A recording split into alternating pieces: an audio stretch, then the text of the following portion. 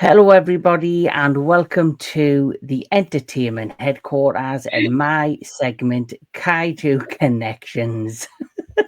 And as we can see, we are joined by the lovely Linda Miller and her furry little friend there. You couldn't have planned that better. I know. She just made her debut. Yes.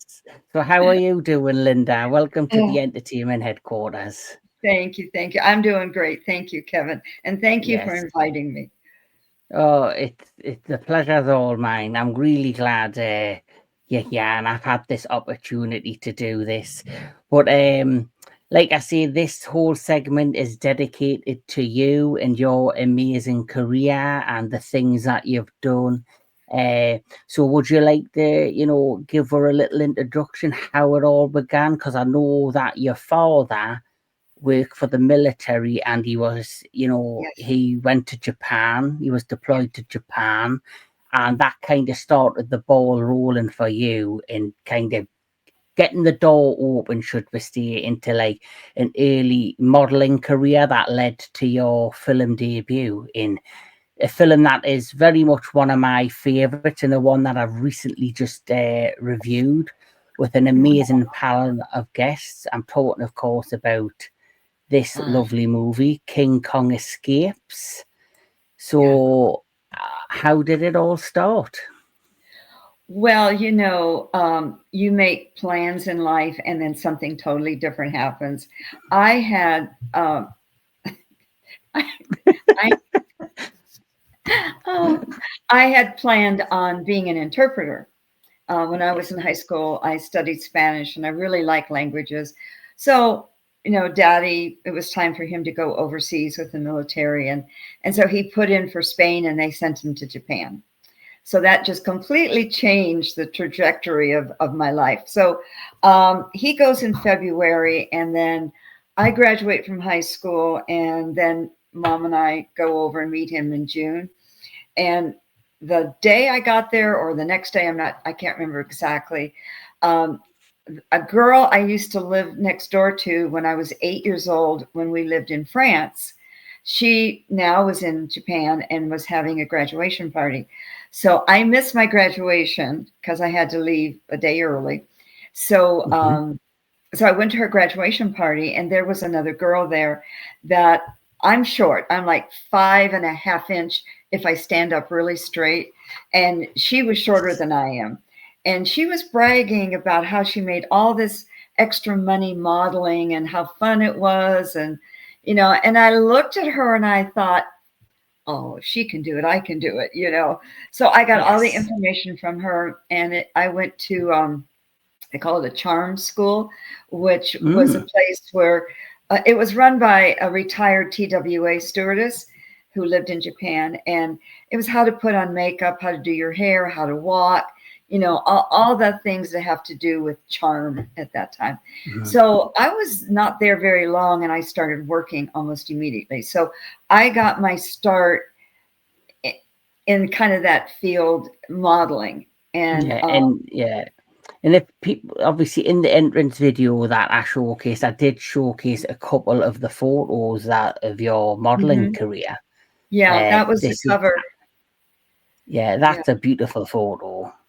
Uh, I've got, I think about 2 years into it, I had a contract with Noritake, China, and then I had a contract with that magazine to mhm. be on the cover every other week because the other girl that was in the shot with me, she and I would alternate, and then sometimes we Oh, would do it together. And I oh, think her cool. name was Denise something. Yeah. So, I did a lot of modeling. I did a couple commercials, one for Canon camera. I did a toothpaste commercial. Um, Mhm. I just did a lot. Now, I wasn't so much fashion because of my height, and Yeah. they want you tall and very narrow. And even when I was thin, I was not narrow, and Yeah. obviously was not tall. So I did a couple runways, and I didn't like it. So I mostly was with products, modeling products, and Yeah. So when I got the cover, and I did some DJ. I was a DJ for a while. Oh, right. Yeah. So, what was the DJing lifestyle like? Was Well, it?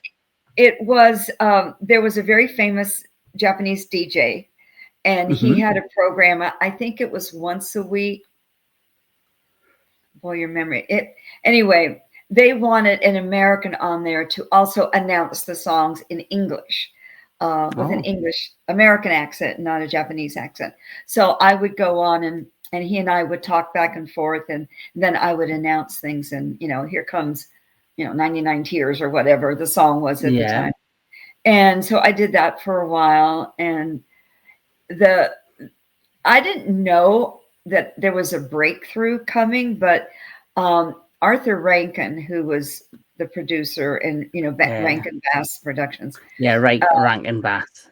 yeah, he saw my cover, my magazine cover for that magazine, Jose 7, and out of the blue, he got my phone number, and he called me and said he wanted to talk to me about doing a film.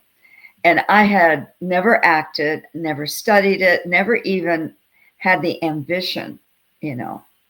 But let me back Yeah, up. Let me back up. yeah, yeah, When my mom and I were on our way, I was living in Oklahoma. We drove from Oklahoma to San Francisco by way of Las Vegas. So we stopped in Las Vegas, and I was 17 at the time. We stopped in Las Vegas, and we went to see an Eddie Fisher show. I mean, that's yeah. how long ago that was. So we were standing in line, and a man came up to my mom and I and said, "We want you to sit down in front." So he ushered us, and we sat right in the front row. And then Eddie Fisher sang to me, uh, Wow. and all the lights were on me, and it was kind of exhilarating, to be honest. It's You, like, whoa, this feels well, kind of. you were born to be on the screen. I know that much. So that was kind of like the very first thing that ever happened. So anyway, fast forward. Arthur calls me, and I explained to him, I don't know how to act. I'm not an actress, and I'm thinking that's the end of the discussion. But he called a couple times, and he said, "Well, please just meet me." So I met him at a very fancy restaurant, which I had never been to a fancy restaurant before, and he was very nice. I was a little Hmm. bit concerned about what Hmm. what are his motives, but he Yeah, was straight, above board. There was no, I wasn't worried about anything. So he explained yeah, to me, this is the film I'm doing. This is the part I want you to play. And I said, you want me to play the Fay Ray part? I said, I don't know how to act. You're out of your mind. And I tried to talk him out of it. And I said, no, I can't do this. So we parted. And I think we went out once or twice more. And then he said, look, you look like Lieutenant Susan Watson. That's the image I have in my brain, is you look like Lieutenant, Watson. He said, it's not a hard part. I know you can do it. What the heck? Just give it a try. So he convinced me, yeah. and So there you. there I am, That's you in the flying. outfit. Yes, that's That's a you in the weird outfit. photograph. So But anyway, so I said, okay. I said, I'm concerned I'm going to ruin your movie because I had no experience. And he said, oh, don't worry about it. Don't worry about it. So that's how I got the part. I didn't audition. He just had a vision, and I happened to be at the right place at the right time with the right look. You know what I'm saying? It had yeah, nothing to do with talent. It just was, fate. So that's how I got I, the part. yeah.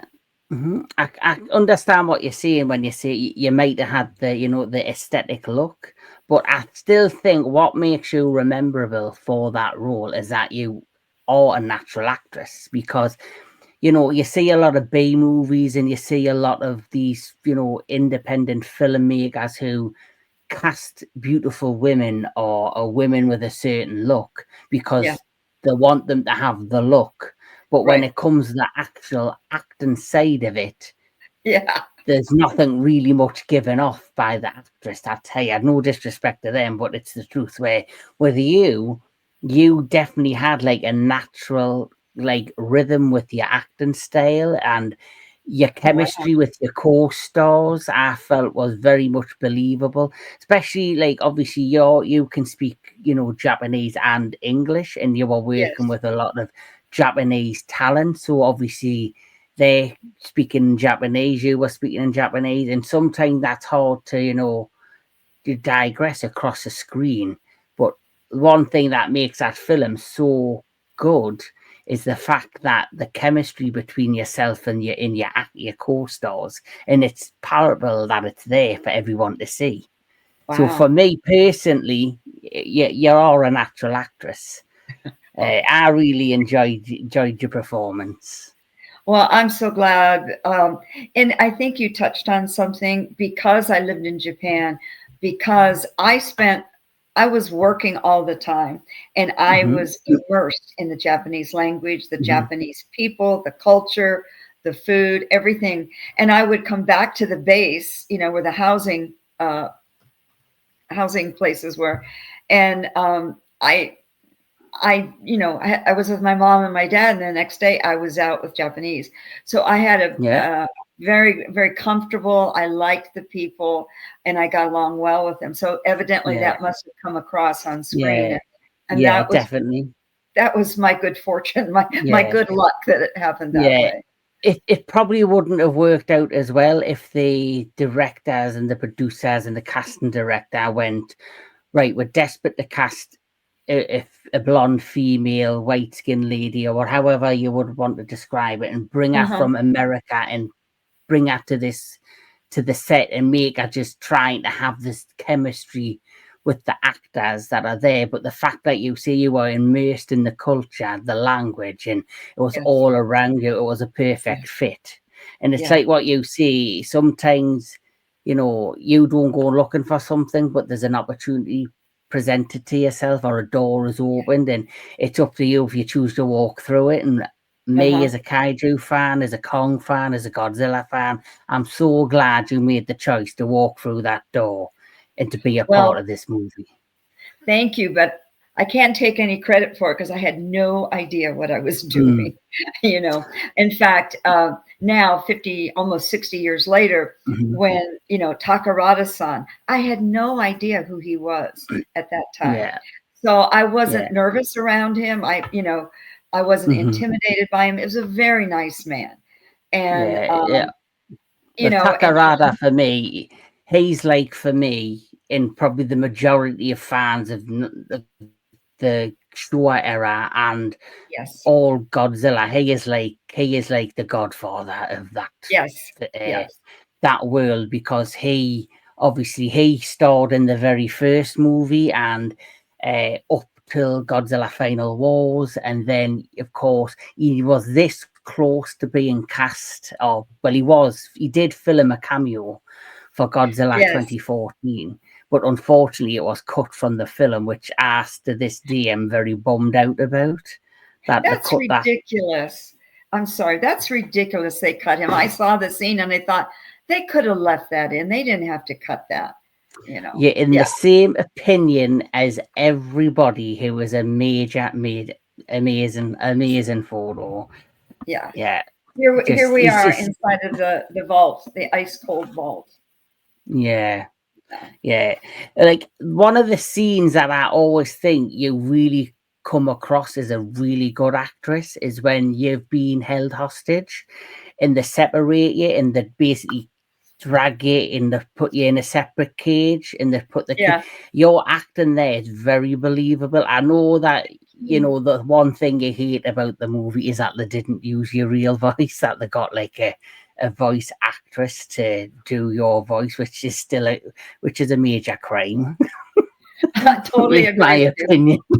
like, I can't like, I can't tell you. I wouldn't for years. I didn't tell anybody I was in this movie because I was so embarrassed by the voice, you know.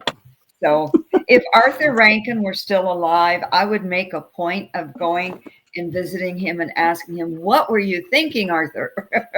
Why did well, you do that?" was it his choice or was it the choice of the studio? I I would don't. imagine it was the choice of the studio, made it, or it might have been a co-decision because Mhm. back in that era when there were, like Japanese Yeah, movies that had gained popularity and they wanted to sell them abroad, they always probably had to do like a voice act, get voice actors in to do yeah, the voice work. But yeah, like you see, you being, both Japanese speaking and English speaking, it might have saved them a lot of money if they just hired you to do your own voice yeah, acting. yeah. Which I thought, but since you showed a lovely photo, I would like to show a photo that means a lot to me, and it's Oh, the okay. one that you personally signed for Oh, me at yes. Gay Fest. So Gorosaurus. Yeah. yes, this Yeah. one, I keep this in my drawer in front of me here. Yeah. Because I it's just, remember that. That was at G Fest, right? yes, it was a G. That was a 2023's GFIS. That's the first time Yes. we had met. Yes. I do have a couple of Oh, photos. yes. There you are. I'd have this one, which is also with somebody that is a good friend of mine who you know and are friends with, Daniel from the Sci-Fi Society. Uh, Uh, he is in another photo, oh, yes. I remember. and we That was presented. that was an awesome time. Yeah, I presented you with that T-shirt which had your version of Kong on. I Yes. had made for you, and Thank I you. think you said pink was your favorite color. Yes, it is. Yeah. I So, love pink. yeah, it was just by coincidence that I had a T-shirt made in the color pink, which gives me extra See, brownie points without knowing. Yes. you were So being led. I was. It must have meant to happen. Yes. Uh, but of course, you've told me how you got that amazing part. But what was Yeah. it like actually filming with, uh, the movie and working with that amazing cast and director? My cats are making noises. The first 2 weeks, it was anxiety ridden. I Mm, I was so nervous and so aware that I was I didn't know what I was doing, and I was so aware that everybody else knew that I didn't know what I was doing. mm, And so I told my mom for the first 2 weeks I'd come back the end of the day to my. We didn't have trailers. We had a dressing room in one of the buildings there. And I said to my mom, I know they're going to fire me. I am sure they're going to fire me. And I no. really believed it. And then after 2 weeks, I thought, well, they've spent a lot of money on this so far. They're probably not going to fire me, because it would be too expensive to get somebody else. Yeah. Um, so the first 2 weeks were hell. And the very first scene where I'm in the submarine and I'm walking through and I'm saluting and they're talking about castor oil, that was the Mm-hmm. very first scene that we filmed. And that Mm, was like the most difficult thing I've ever done in my life. And when I look at it now, I go, what was the big deal, Linda? It was just very easy to do, but it yeah. felt so uncomfortable and so I was just so out of my comfort level. But then as time wore on, I was friendly with Rhodes. I was friendly with Takarada-san. I was friendly with Amamoto-san, who plays Doctor Who. And I just kind of relaxed a little bit. And then Rhodes would give me tips now and then. You might want to think about this when you're doing that, and da da da da da. So as the film wore on, I started to feel more comfortable in my own skin. Yeah. And Yeah. Well, then I that's caught the acting bug. well. You had a good start. You had a good role. Yeah. Uh, And can I ask, like, the locations where you filmed, was it all on the lot at Toho Studios, or were you in actual locations? We were on location on the island. Hmm. Um, and we were on location when we're on at the very end, when we're on the dock and on the boat saying goodbye to Kong. We actually Mhm. went on location for that. Everything else was in the studio, like the submarine. It's like they took a Mhm. submarine and they sliced it in half, you Yeah. know, so you could see us walking through the submarine, you know. But just those two locations when we were on the island and on the dock in Yeah. Tokyo Like Bay.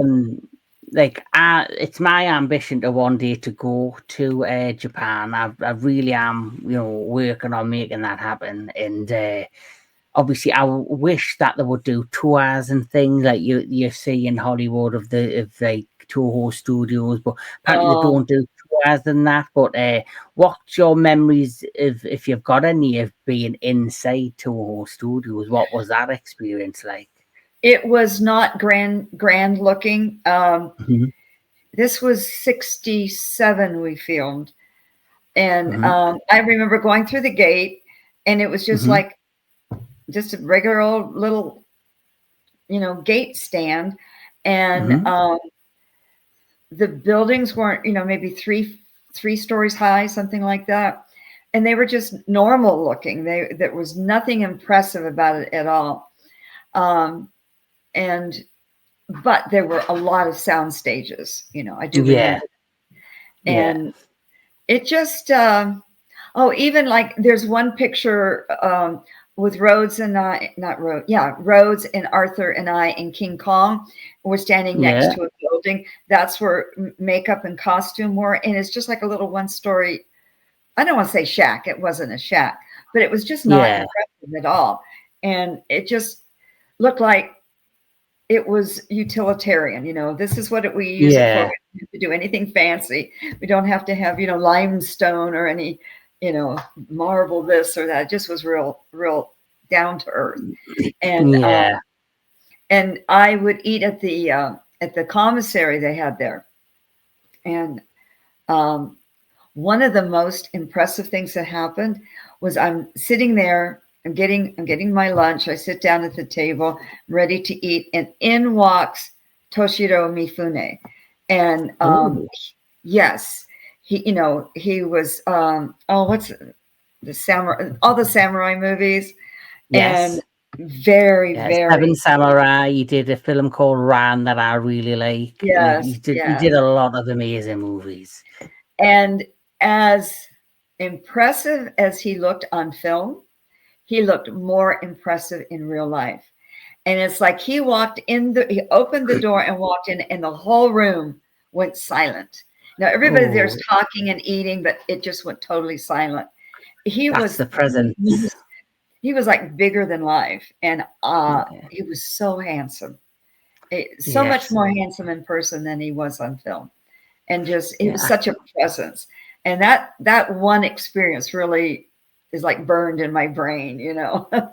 Yeah, well, I'm a big fan of his work as well. Like, I have got a number of his films. The Seven Samurai is a film that I am hoping to do a retro classic movie show Yeah. review on. That's another segment on my channel where I review classic movies.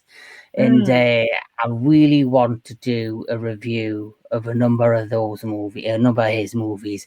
And like you say, that's him walking into a room, the people just giving him a look, and just immediately the presence that he carried with him. yes. That, and people, the fact that they were silent, that's respect.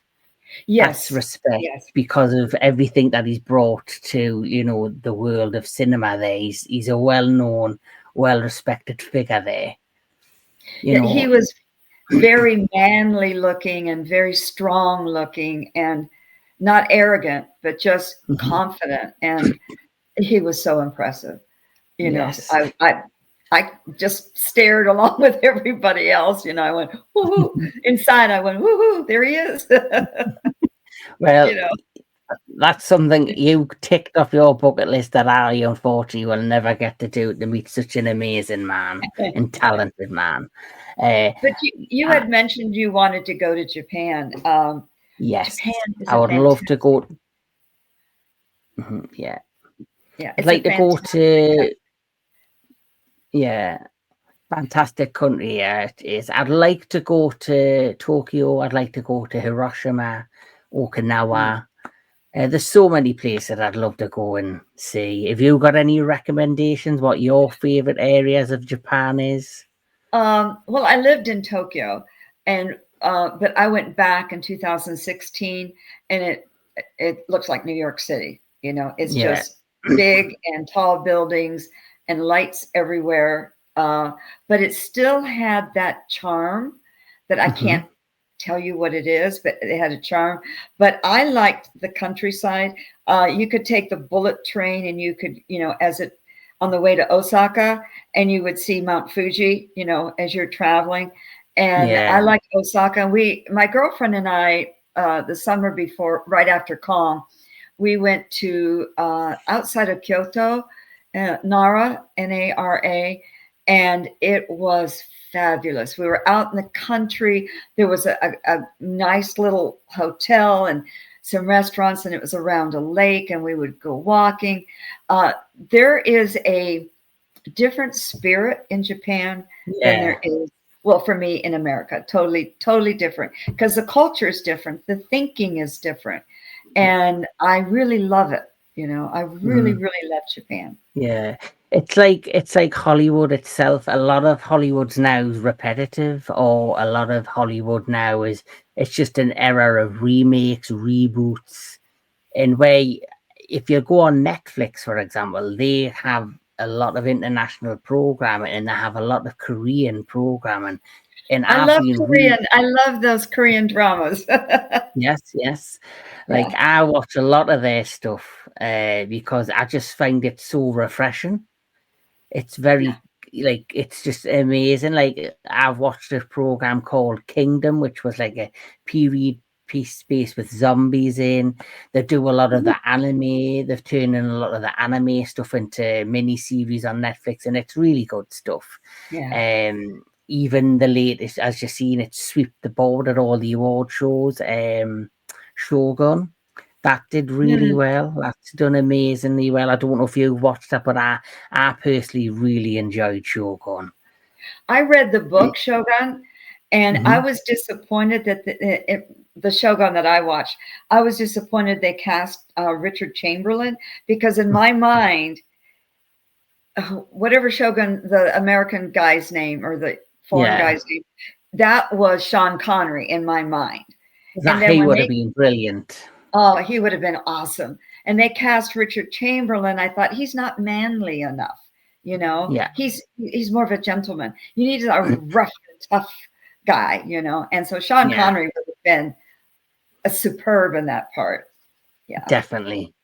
yeah. But I've been getting into all of those kind of stuff, and the new Shogun. If you haven't seen it, Linda, it's better than the one from the Is 1980s. I that will one say with Sanada-san? yes.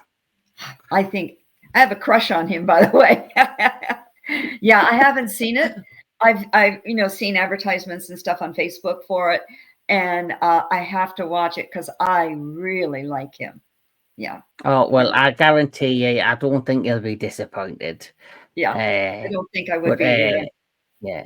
So obviously, after the filming of King Kong Escapes, did you go to the Japanese premiere in Yes, Japan? yes. It was in So Tokyo. Oh, yeah, there it is. It was in Tokyo. It was in the Ginza, I think, at a big movie mhm, theater, which you just saw. And yeah, it was thrilling and exciting. And I had stars in my eyes. And of course, I took my parents, and Rhodes was no longer in the country. I don't know if Takarada saw, it kind of is a blur. I just remember yeah, being there and being so excited, you know. It's like, oh, I'm going to my premiere, you know. yeah, So yeah. yeah, but So I was very happy with the voice that gave me the Japanese voice. I was very happy with what she did. I thought that was realistic. yeah, yeah, yeah. Didn't you did you not do an interview with another podcaster, and did he not do like something where you did like was it your voice that they found a recording of your actual voice doing one of the Oh scenes? yeah, Nigel Drainer. He did. Yeah, Yeah, he did. and he called me, and well, I had met him in 2019 in California at Japan World Heroes, and he interviewed me, and I really liked him as a person, and I liked how he interviewed me, and so I sent him a message that one of the best interviews. Thank you so much. And so we've stayed in touch over the years, and Oh, that's so good. yeah, and so he knows how I feel about that voice. And he said, I think I have something you'll be happy with. Would you do this?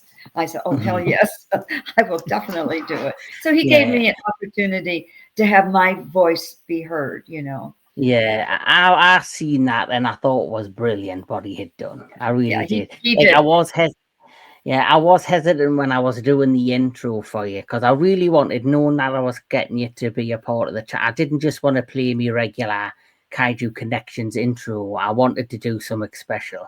But my only Well, it was, hesitance, yeah, I'm my sorry. only hesitance, sorry, the only hesitance I had is I knew that you didn't like the voice of the voice actress.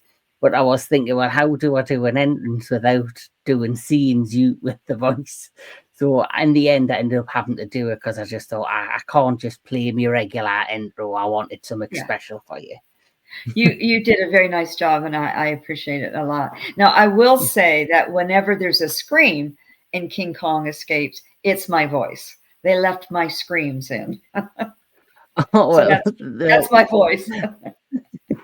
that's your voice. Yeah, So that's my. I have been, well, at least we know Oh, whenever I'm Kong sorry, my cat just jumped up on me. well, my cat is sitting right over there staring at us, and he's the mischievous one, so I don't know what he's thinking. Uh, my little Logan, he's called. So he Oh, might make an appearance, he might not. We'll have to wait and see. yeah. But I was looking through the internet and doing a little bit of research, and I was looking up, and I found a handful of photos. So, what Mm. photo is this from? Oh, Can you? yes. After King Kong wrapped, Arthur said, "Let's go to the Hilton Hotel and put on a little show." I said, "Okay, what do you want me to do?" So this little kid, maybe he was 15, something like that. Of course, I was 18, so it wasn't like he was that much younger. But anyway, this kid had this costume on. I said, I guess we'll do a dance. So we just made up some kind of funky dance, and I don't know who was all there, but Arthur was there, and for some reason he was putting on a show for something or somebody, and Yeah. that's what the little kid and I did, you Mm. know. Oh, well, that's kind of it. With doing that with the kid, especially if he's like a fan of Godzilla and Kong, you probably made his day. You would have made my day if I was a 15-year-old kid and I got to dance with Linda Miller. Uh, but I found this photo. Oh, that's the DJ. Oh, so Yeah. that's your DJ from your DJing day. That's Ye- awesome. Yeah, boy, you really got a lot of good pictures there. You did some research. Yeah, that I was the tried. DJ I I tried. did. Yes. Yeah. Oh, and Yeah. I did another radio show. No, I did another radio show because I met once a week. Maybe that was it. I can't. Lordy, it's been so long ago. Yeah. Uh, Yeah. This one. this is so funny. They decided, my agent and the people at the radio station decided I needed to become a pop star. Oh. Now, I told him, I said, I don't know how to sing. They said, that's okay. Okay, we'll get you singing lessons. So that was my singing teacher. And after about 6 weeks, she said, they're wasting their money, you know. And she said, you can't sing. And I said, I could have told you that in the beginning. I can't carry a tune. So that Yeah. was my attempt at becoming a pop star in Japan. Well, at least just say you give it a go. I gave it that a is, go. Yeah. yes, you gave it a go. There's no harm in trying.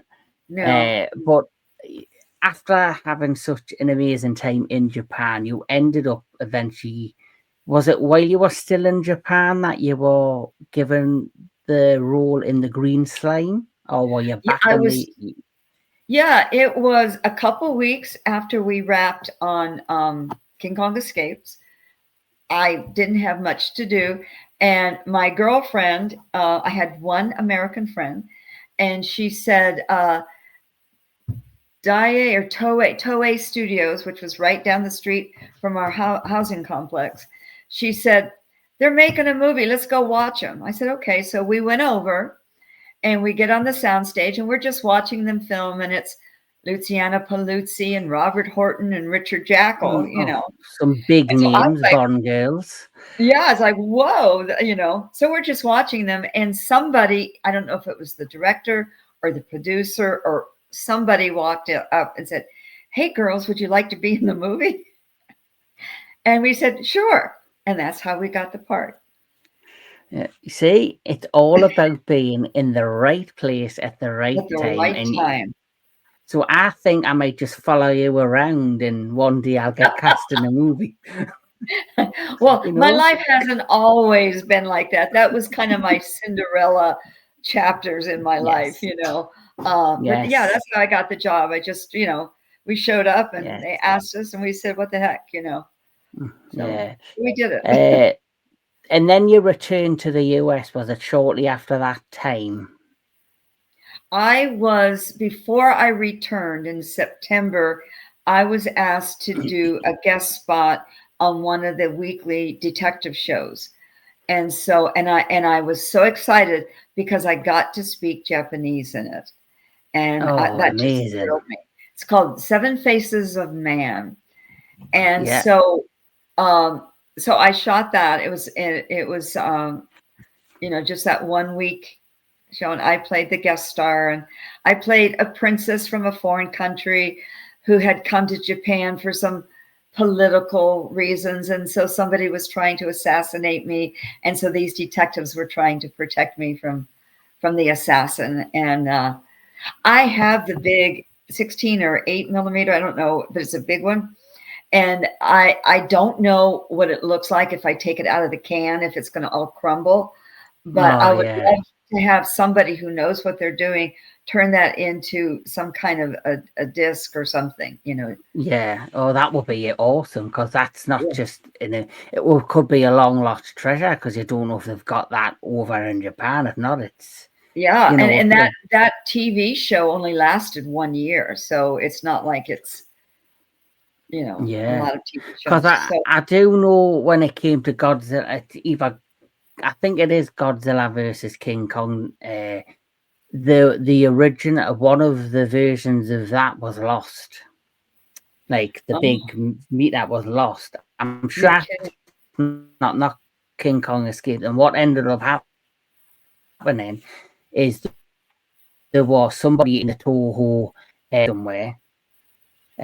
Yeah, somebody like in the Toho library somewhere was busy, cleaning up or came across a huge, like one of the containers, and it happened to be an uncut, unused copy Oh, of the original Japanese King Kong. So wow. they've actually been able to use that to do like 4K versions, you like do anniversary version because the original I think was maybe have been lost because the version they found was a copy that they normally used to sell to other countries for them to distribute and use. So it was one of those. So luckily they found an original uncut Japanese version because Oh, for a long time I think you could, yeah, I think for a that's long time they amazing. only had the yeah, amazing. Like I think for a long time they only had the American version. So Wow. that's so you never know. You could have a long lost treasure on your hands. I just don't quite know where to take it that I would feel Mm, safe, you know, yeah, that they would know how to restore it if or they would know how to handle it. So, I mean, I've yeah. carried that around since 1967 because when I Wow. finished that week, they gave it to me, you know, and I've it's traveled with me from Japan to LA and all the places I lived in LA, to Oklahoma, to Virginia. I mean, it's traveled with me everywhere.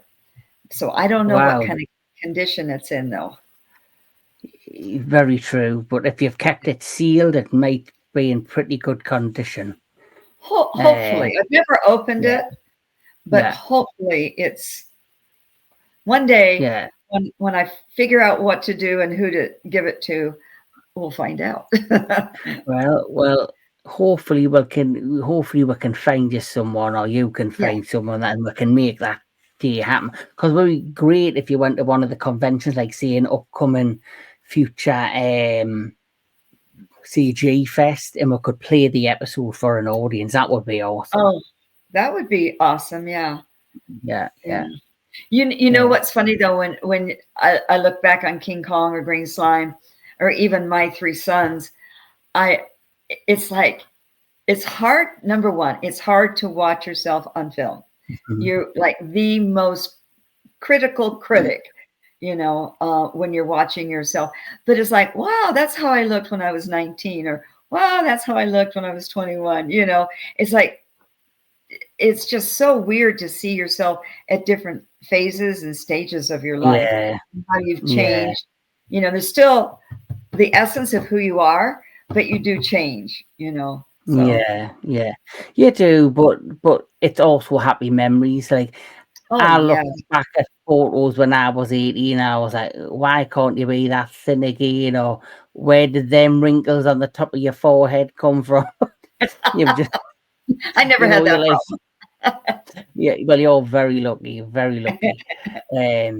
But you've just mentioned My Three Sons, which you were in an episode called The Other Woman. Yes. Which Yes. you did when that must have been like your first job when you returned to the US. It was my first job was an independent film, which I don't even remember the name of it. I don't even know if it was ever released and Oh, distributed. But yeah, this is where I got my Screen Actors Guild card. yeah. So you see a tail go by. Um, yeah. What happened is I was going to acting school, and I had a friend, and her name was Linda Hartman. And so Mm-hmm. I was sent out on an interview for My Three Sons, and I get there, and the producer's name is Edmund Hartman. So we're talking, and I said, just by chance, do you know a Linda Hartman? He said, oh yeah, that's my niece. And I said, well, she and I are good friends. So I don't know if that's why I got the job, but he was very sweet to me. And he said, I'll tell you what, you've got the job, and now you'll have your SAG card. And so I have very fond memories of him. He was very sweet to me. Yeah, it So must be awesome though to have a SAG card, and yeah, I know. Yeah, you were in that if you were in that series, and then not to go to a dark place, but you have said that that you found after that the industry got a little toxic, and it was something you just didn't want to be a part of, right. and you made the choice to leave the industry. Yeah. Like, I also think it might have been a huge shift. Like, you've seen how Japan and their film industry works, and then the American film industry, which you've mentioned earlier, how it's a totally different world Yeah. in Japan than it Yeah. is over in Hollywood. So I can understand it might have been a bit of a culture shock as well, the two different ways of how studios operate. See, when I came back from Japan, women were burning their bras, guys were burning their draft card. The hippie movement was in full swing. Yeah, And I came from a totally different culture. And I had a hard time adjusting. Oh, okay. I had a hard time adjusting when I first came back. And I remember in acting class, the assignment was to go see the play Hair. Well, in Hair, everybody winds up naked. And I was like, and I was a young 20-year-old, and it just the culture was so different. Drugs were pervasive. I mean, they are now, hmm but and I had a hard time adjusting, and I wanted to act because I like acting. It's fun. It's also anxiety ridden, but I couldn't wrap my head around the sleazy part of it, which is definitely a part of that industry. yeah, And so I mean, I at the time I wasn't religious. I mean, I wasn't where I am now, but I Yeah. wasn't religious. I had no real. I mean, my grandparents, had Bible study and things like that. But because we traveled, I never was there, and so I really wasn't exposed to the Bible or anything like that. But I had a sense, God-given sense, that if I continued in that business, I would have to conform to be successful. And I Mhm. thought, if I do that, I'm going to lose my soul. And as That's young funny. as I was, I was just pardon me, about to say it's like you've got to sell your soul to succeed, and that's something you weren't prepared to do. And I really yeah, applaud you for that, Linda, because there's a lot of, not just in Hollywood, but in other jobs, in other forms of, you know, business. You do get a lot of people that end up conforming or end up selling the soul to yeah, succeed. And it's not always the right choice, or, right, right. the right thing to do, but they end up Yeah. doing it because they want to be in a certain place. And it wasn't that hard to walk away. There was some regret because I never thought I would be like a superstar. I thought if I could just be a working actress, I would be satisfied just to be able to Hmm. support myself by acting. I never had illusions of, being whoever's famous now, one of those people. But it wasn't that hard to walk away, but I did have some regrets. And when I look back on it, if I were in that spot now at this age, in this life experience, I could handle it, you know. Hmm. But then at 20 years old, I'm an only child, Yeah. a very, my get away. My parents were very, yeah, I know. They were strict in a good way, but they protected me. And even in Japan, I was protected. I would go to shoots and I'd be the only woman on the set, and I never had a problem. And I understood enough Japanese that if there had been something going on, I would have caught on. But I Yeah. never had any of that. And so when I come back to the States, everything had, double meanings and stuff. So I was Yeah. too young to know how to navigate it. If I were to do it now, that's different. But I don't have a desire to go back to Hollywood. Yeah. When I watch the awards, sometimes I don't watch many of them, but if I watch the awards and stuff, and I think, I don't want to be like that. Hmm. I don't want to be like those people. I mean, and there's good people there too. I'm not saying Yeah. they're all Yeah. stooges, but it's just I want to act, but I'm not willing. I'm not willing to do that. Yeah. If Yeah. I'm Well, making that any sense at all. no, that makes total sense, Linda. What you're saying, yeah, you've. I agree with you. You don't have to. Why sell your soul to succeed? Yeah, And there are probably a lot of those people who are at them award shows that have sold their souls to get where they are. And let's face it, we know the history. There's a lot of darkness that's been revealed over the last few years in Hollywood, like that. For example, the Harvey Weinstein stuff has yeah, all come out, and yeah, it's.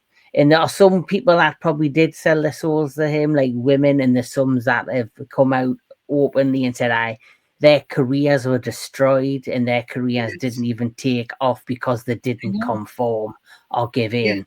And you yeah, should be proud of yourself at the age of 20-year-old, even way back then, that you never yeah. give in or chose to go down that road. And your life, I'm sure now, is fulfilled with a lot of joy and happiness, Yes, yes. for not going down that road.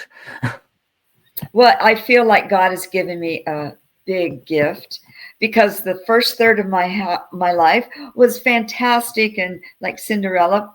The second third was ho hum, and now the last third of my life is like I have all that joy and attention. I won't Hmm. argue. I like the attention, but all that joy and love are right back in my lap again. And Hmm. I think, how blessed am I to be able to Hmm.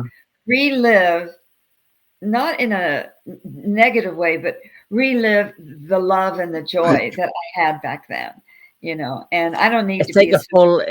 It's like a full circle moment. Yeah, Like yeah, you yeah, start. Who would have thought when you went to live in Japan with your father and your family? that you would have this amazing opportunity to star in a Yes. movie, and here you are many years later. It's still very, in the minds of the fans. It's a part Yeah. of a huge, pop culture. It's full of a huge genre, and you're still talked about to this day. And It's yeah. it's amazing. It is amazing. And I remember in 2013, 14, I got a phone call at work, and this guy said, "Hi, my name is Brett, and I live in Japan." And I said, "I used to live in Japan too." And he said, "I know." He says, "I've been looking for you." And I said, first thought in my mind is, what did I do that someone's looking for me? What mistake did I make? And I said, "Why are you looking for me?" And then he went in and explained how the film had a cult following, and you could have knocked me over with a feather. I was shocked. I had no idea, because that part of my life, almost all my friends had no idea that was part. Mm, They yeah, knew I was modeling and all that, but nobody knew about King Kong Escapes in my yeah, circle. yeah. So it just blew my mind. And then the first time I went to a convention, I said to my mom, "Oh my God, I'm going to be so embarrassed if I go there and nobody wants my autograph," you know? And so I was like, I can't believe people are going to pay me to, yeah, to sign it. I was first in line. I Yeah. was first. Me and Daniel were the first two in the lane, and there was a huge line behind us. So you've Yeah. you've got you've still got staying power. You've still got Yeah. pulling power. You're part of my childhood. You're part of me childhood memories. I always remember being a young kid and my grandparents and being in their house. And here in the UK, every Sunday they used to do movie matinees, like on Sunday Yes. afternoon television. And I always remember seeing King Kong Escapes in like Yeah. other movies. And I always used to say, "Who's that pretty lady?" And I was talking And about you. And here I when, am, many years later, talking to that very lady I seen yeah. as a child on my television. Well, it's funny. That's like one of the first things I heard when I started going to conventions is, when I was a little boy, you were my first crush. I saw you at the movies, and it's so adorable, Yes, because it the is. fans, this is one thing um, I'm very happy about. The fans are fantastic. Not had one bad experience in all the years I've been doing this. And they're loving, they're friendly, they're just great. And I think I enjoy it as much or more than the fans do, because I Mhm, love going to conventions. It's mhm. hard work. You have to smile Yeah. for 8 hours and be nice Mhm. and be patient. And sometimes that's hard work, but the rewards are well worth it. Well worth it. Yeah. My biggest worry was because I had never been to G Fest, and Mm, I remember when I was a lot younger, I bought G Fan magazine, and in the back of the yes. G Fan magazine, they were promoting one of the G Fests. But Yeah. I don't think it's as big as it is now, but it was like many years ago. And I always said, because me and my inner circle of friends, I had friends that knew I was a Godzilla fan, knew I loved kaiju and the genre, but they didn't know how much I loved the genre. Yeah. And I always wanted to go to G Fest, and then it wasn't until the pandemic happened that there was the year before the pandemic. I was actually building up the courage to maybe potentially go to G Fest all by myself, or to be my first time Oh, in the US. But then I chickened out at the last minute because I thought, what if something bad happens to us, or what if I, get lost, whatever the case may be. And then the pandemic happened, and it was during the pandemic that I got to talk to these amazing individuals that oh became yeah. like a social friend group, including Daniel, who you know from the Sci-Fi Society. We've all become like a huge group known as the Sci-Fi Society Collective. There's myself, there's Mr. Yeah. DJ Anubis, who's my co-host on a lot of me stuff on the channel. There's Anthony Jordan of Movies and Gaming. There's Walter Ross, who I think is seen you a couple of times at J Fest.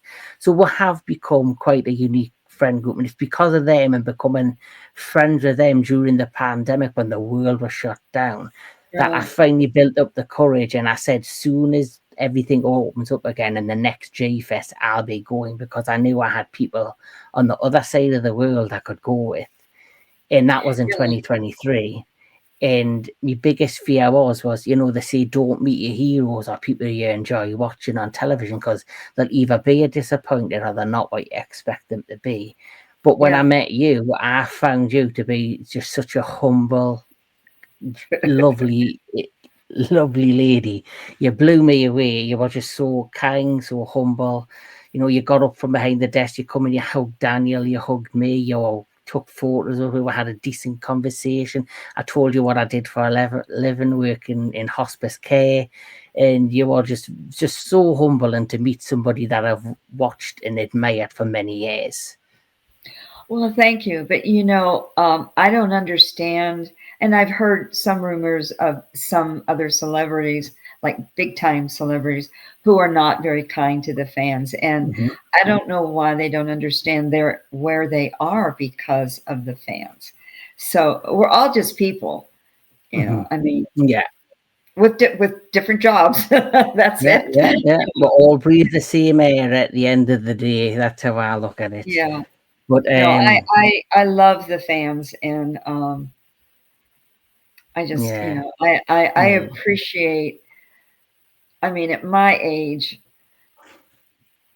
I appreciate the, I appreciate the love. That's the biggest thing from the fans. I appreciate that. And yeah, I yeah, don't take it for granted, because I had time when I didn't have any of that. My yeah, life was very different. mhm, Um, and I'm really thankful to God that he opened up a door I thought was totally closed forever. You know, yeah. he just Mm. opened it up for me.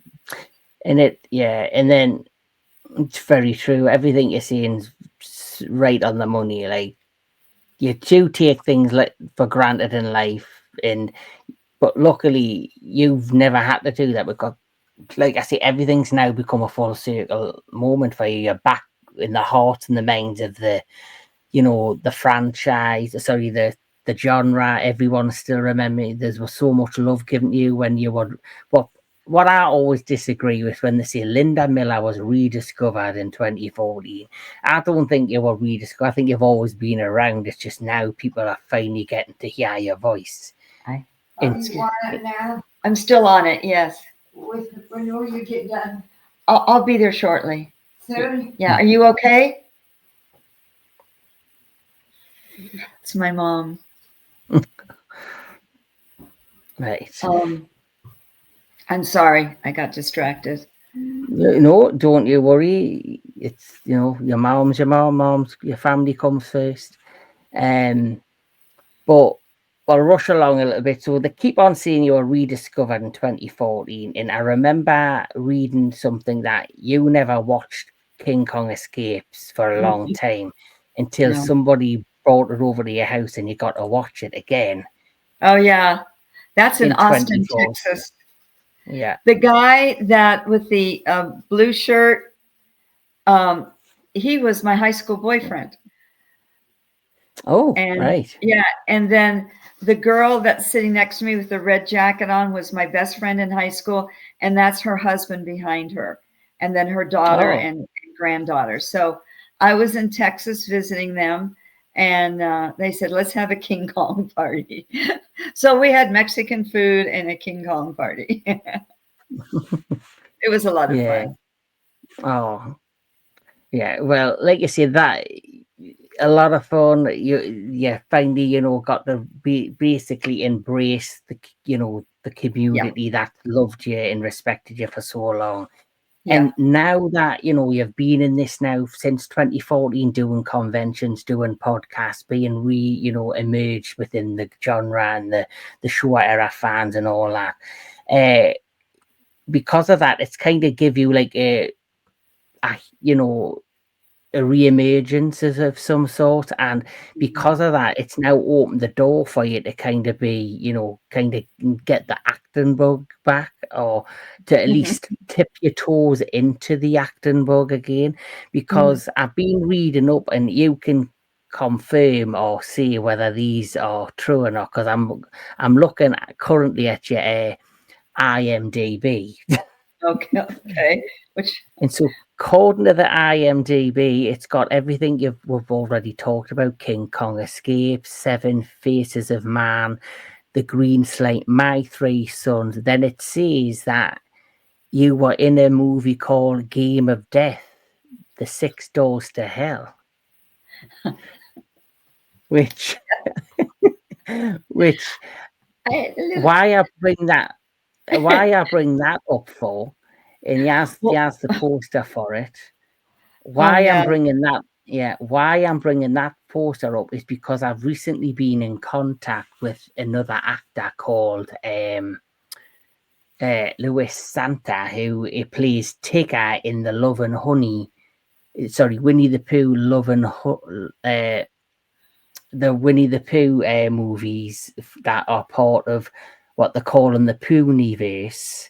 It's like, a horror franchise. He plays Tigger in Winnie the Pooh, Blood and Honey. He plays Tigger. Mm. And when I was looking at his IMDb, I seen Game of Death and I seen your name and I clicked on it. That's the same Linda Miller. And I found that really bizarre that I was talking to him and now obviously talking to Oh you. wow. Yeah.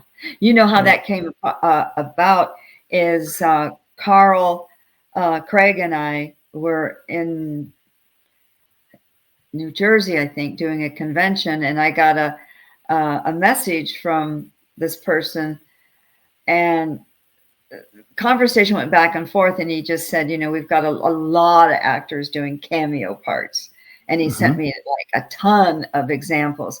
He said, would you do a cameo part? And I didn't really think too much. I said, sure, I'll do it. And so I recorded it in the hotel room, and then after that, I got all these phone calls. You're in this movie. You're in this movie. I said, I didn't even know what the name of the movie was. So, yeah. Well, I had seen your name attached to it on Instagram as well, on one of the random Instagram things that was Oh, promoting independent movies. And so I was like, holy moly. But then I've never actually seen the movie. yeah. So I I just haven't either. want, so I can't really talk much else about it, but obviously I want to go beyond Kong and talk a little bit about things that you potentially could be doing. The next thing I seen you attached with is it a movie called The New Norm? Oh, yes. Yes, I had a cameo in that, and it wound up on the cutting room floor. That Oh, was a film done by a new filmmaker. It's a faith-based film, and so I had a couple scenes that were like right next to each other, and it's so funny. She called me, and this is after everything wrapped, and she called me, and I just sensed it. I said, "You're calling me to tell me you cut me out of the film, aren't you?" And she said, yeah. I said, "It's okay. It oh. happens." So, yeah. But she Hmm. said, "You'll still get credit." And I said, "Okay, if I get credit, I'm happy." Well, you definitely got credit because I'm looking at it. Yeah, yeah, yeah. So the next thing is the thing I'm the most excited to talk to you about, and we kind of talked about it first and foremost earlier, and it is of course this amazing documentary about Ishiro Honda. What was your experience with him and doing this documentary, talking about his career? Yeah, Jonathan Bayes, I think I'm saying his name right, called me a year and a half ago, and said he was doing this documentary and he'd really like to interview me. And then not too long later, he said, I'm going to be in Chicago during G Fest. Would you consider meeting me there? I said, heck yes. So he sent me a ticket, paid for my hotel room, and I got a chance. Ow, Kitty! I got a chance to go to G Fest as a spectator, as one of the fans. But he interviewed me and two other people, and they had much more information about Honda-san than I did. My segments were really, really short, and I look horrible in it. The photography, I look, when I saw it, I went, oh God, I hope they don't release it. But it is what it is. And it's a great documentary. It really goes into depth about Kanda-san and his life and his, life in the military during the war and how he got into film and, all the way through his life. It's a great documentary. And just forget what I look like because that doesn't matter. The story is the most important thing. Yeah. So. Yeah. What was your experience working with him as a director? As a director, he was very kind. He was very fatherly towards me. And he was a gentleman. He didn't yell at you or make you feel, make you feel intimidated or anything, He just was very sweet. But you knew when you pleased him and you knew when you didn't please him. And there's a couple scenes in the movie when Gorosaurus first appears and then Kong sets me up in the tree. He demonstrated what he wanted me to do. When I put my hand here and go, he says, this is what I want you to do. So I just mimicked, what he did. So there's a couple scenes where he told me exactly what he wanted me to do. And so I did it. Oh. But he was sweet. And then then when we had our cast and crew photo taken at the end, I was sitting down at the end and he called me over and had me sit right beside him. And that was thrilling, That he just sounds like such a respectable man. Like hence why he's getting an amazing documentary, released of him. He's like, hey, like like I say, Tarada, he is like the godfather of the Godzilla in terms of the actor, but Honda, he is like, he's the creator. He is the one that started such an amazing genre. So there's only two bits of other things I'd like to talk to you about, if I may, and it's simply another upcoming project that I think everyone's excited about, and that is this. So that is Kaiju Island of Fire. So you're going to be hopefully returning to the Kaiju genre at some point. Yes. So what, if anything, you can tell about how this came to you and what potentially we could expect? I got a call or a message from Avery Guerra, and he just said, we're doing this film and we'd really like you to have a part in it. And I'm sure it's not a huge part. They're filming in Japan. They've had some setbacks financially.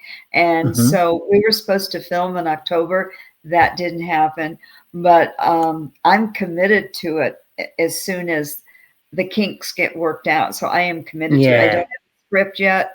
They've already asked me what size for my costume and all that kind of stuff, but all of the pieces haven't come together yet. They filmed a lot of it in Japan already, and then they're going to be filming. So Carl Treg from Gamera Destroy All Planets, he and I are both going to be in it, and so we've already, we're committed to doing it. We've already been paid some money to do it, so we got to do it, and hopefully that will happen shortly. Knock on wood. So hopefully, knock on wood, that is something that potentially is going to be coming soon. And like you say, dead excited. I'm hearing that this is potentially going to be the start of an independent franchise, like Kaiju new franchise. I've already seen like a still of what the potential one of the kaijus could look like this rock creature. It's similar to or if it's not the same creature that we're seeing on the poster. So that is really exciting news, Linda, that it's not an if, but when you return to the Kaiju franchise. And hopefully, I'm very excited and want it to hurry up. Me too. I want to see that, and hopefully the next time. Well, I'm coming to G-Fest next year in 2026. Oh, good. So hopefully I'll get to meet you there if you're there, and you never know.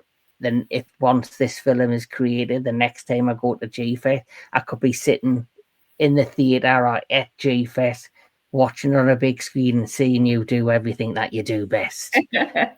Let's hope so. Yes. That's But- the plan. Yeah. So what also I also mentioned earlier about Taranaka, how his cameo from just Godzilla 2014 was cut. 23-second cameo was cut. That's ridiculous, honestly. Absolutely ridiculous. Yeah. So me only, I guess, my final question I want to ask is, we're hoping to get an appearance by Linda Miller in the Monsterverse. From your lips to God's ears. I would love to do that, and we'll see. That's all I can say is we'll see. Well, There's been some to in- people who have, suggested it, but you just never know. You just never know. So hopefully, and if you hear a scream of joy across the pond, you know that it came true. yeah. Well, to encourage people to want to make sure that happens, I'm just going to play one little video. And Okay. here we go. Monarch, I hope you're receiving this message. This is General Susan Watson from the United Nations. This is urgent. Ever since my team and I were saved by Kong many years ago, we kept watch on him and his activities. Normally, we would not get involved in Monarch business, but recently we picked up some very strange energy signals, and that could spell trouble for Kong or Godzilla, or maybe even every kaiju living on Earth. So please, reply to me as soon as possible to these coordinates, because there is no time to lose.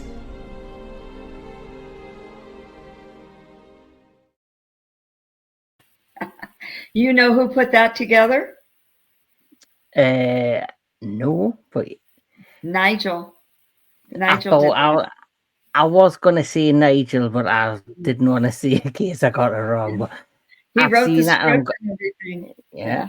I'm going to attach the petition to the bottom of the description once we're all said and done. But Thank you so much. I would love to see you in the Monsterverse. I really Me would. too. And I've even in my mind dreamed up your character and what you would be doing.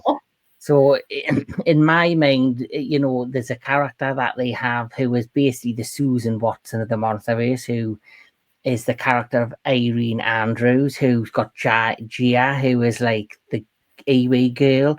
I could see you coming in being, an agent of Monarch, but who's her mother, and you've had a long time disagreement and argument, and you're trying to reconnect with your daughter after many years of being apart.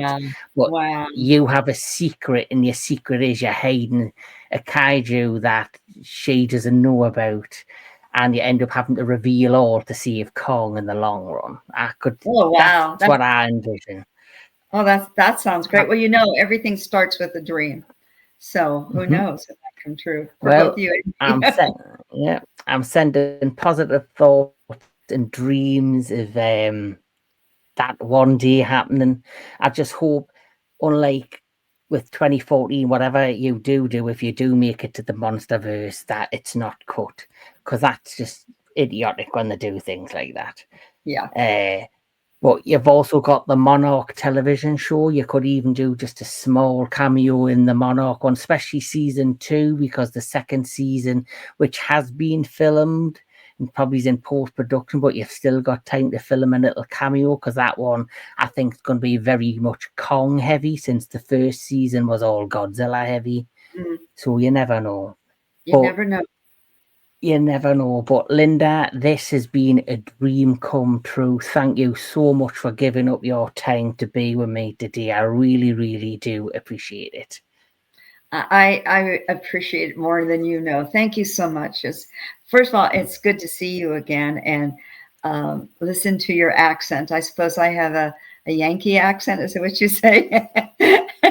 You know what? I talk to a lot of Yankees these days, so it becomes the new normal for me. I've got a lot of Yeah, I've got like a lot of, American friends, like I say, who are part of the Sci-Fi Society Collective, our little group.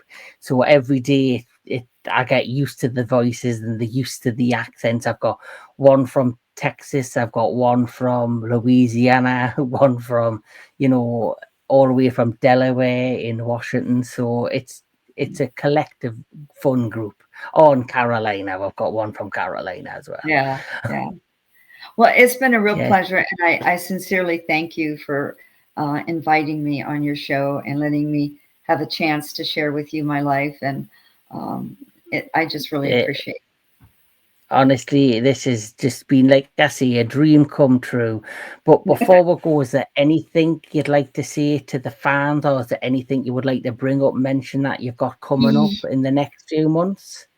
Well, on Memorial Day weekend, May 31st, I think. Anyway, May 30th, 31st, I'm going to be in Brooklyn at Kaiju Brooklyn. I'm going to be there for that weekend. And then I'll be in Oregon in August, I think. I think it's August. And I'm actually working on a book. I started working on it. So had a lot of people say to me, "Oh, you ought to write a book. You ought to write a book." And I thought, yeah, right. And then after a while, you hear those voices over and over again, and you think, well, gee, maybe should I write a book? So I was encouraged by somebody who writes books, and he said, yes, you need to write a book. So I'm starting on writing a book. I've got a couple chapters done, and so we'll see how that goes. Maybe Oh, no I one will cannot. publish it. No idea.